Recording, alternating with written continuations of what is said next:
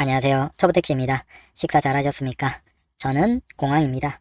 여기 대기장에서 겨우 늦게 식사하고 대기하고 있습니다. 언제 나갈지는 모르겠네요. 한숨 자야겠습니다. 자, 이번 영상은 미터 기술이 후기를 남겨봅니다. 그래서 혹시 비슷한 상황이신 분들은 참고하십시오 라는 겁니다. 이미 아시는 분들도 아시겠지만 미터기는 주중에만 수리할 수 있는 건 아닙니다. 24시간 수리 업체들이 존재합니다. 아마 팀원이랑 계약을 맺고 그런 것 같아요. 그래서 항상 이렇지는 않아요. 어떤 업체들은 또 새롭게 추가되는 경우가 있고 반대로 기존에 24시간 하다가 빠지는 경우도 있고 그래서 꼭 이렇게 24시간 업체를 이용해야 될 때는 확인을 한번 해보시는 게 헛걸음을 하지 않는 것이겠죠.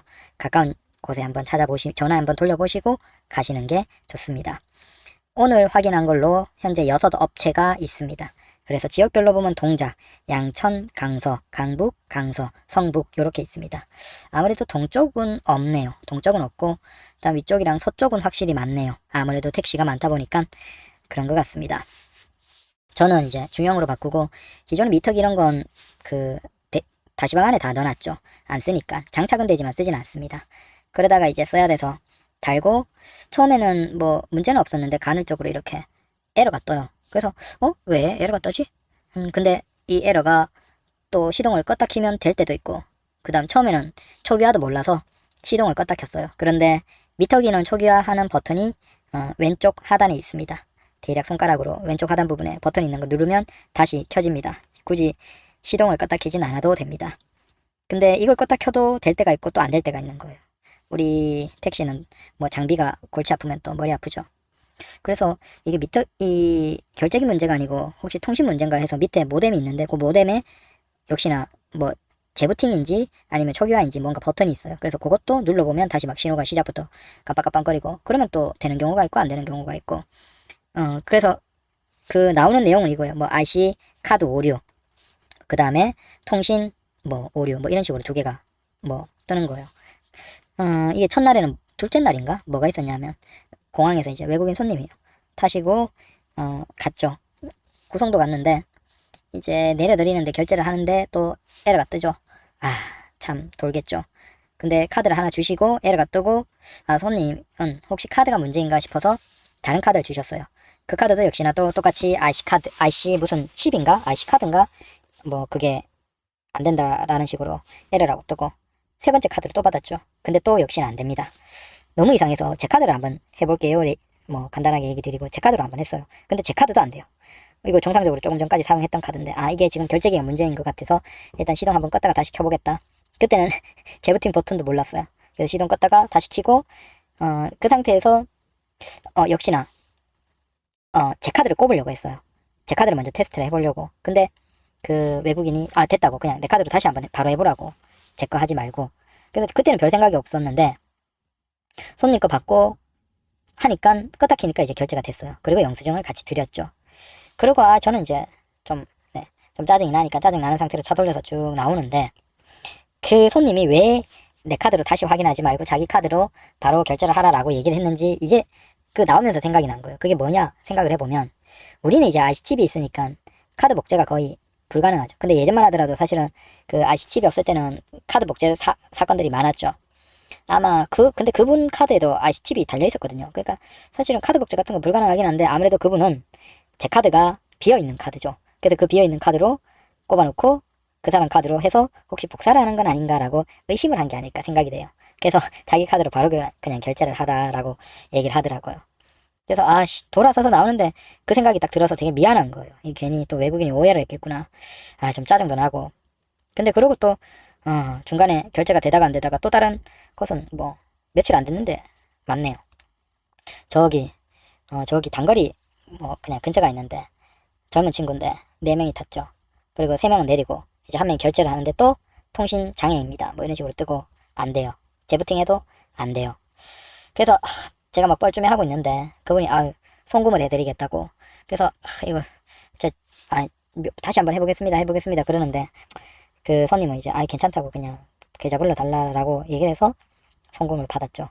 문제가 뭐냐면 이게 아예 안 돼버리면 무조건 가겠죠. 근데 되다가 안 되다가 이러는 거예요. 진짜 막 도는 거죠. 그래서 나중에는 어떻게 했냐면 이게 제가 이제 시동을 다시 켜잖아요. 그러면 미터기가 켜지잖아요. 그럼 제 카드로 결제를 해보는 거예요. 되면 또 쭉 돼요. 그리고 안 되면 또 안 되는 거고. 근데 시동을 껐다 켜고 다시 하면 또 어떨 땐 돼요. 그럼 그 상태에서 운행을 계속 하는 거예요. 이게 불과 2, 3일 사이에 일어났던 일이에요. 그래서 근데 이게 아무래도 이제 운행이 많아지고 그러니까 결국은 가야 될 것 같아서 주말에 혹시나 될까 하고 찾아봤죠. 찾아보니까 미터기는 이게 주중에는 일반적인 미터기 집에도 다 대부분이 작업이 돼요. 그런데 야간이나 주말 같은 경우에는 요 업체들만 이제 팀원이랑 계약이 되어 있어서 아마 작업이 가능한 것 같아요.